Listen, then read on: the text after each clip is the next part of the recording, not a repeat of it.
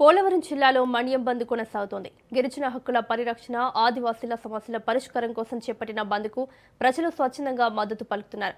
చింతూరు డివిజన్లో పెద్ద సంఖ్యలో గిరిజనులు రోడ్లపైకి వచ్చారు. బంద్లో భాగంగా దుకాణాలను స్వచ్ఛందంగా మూసివేశారు. తమ డిమాండ్ల సాధన కోసం ఆదివాసీ సంఘాలు రాస్తారోకో నిర్వహించాయి.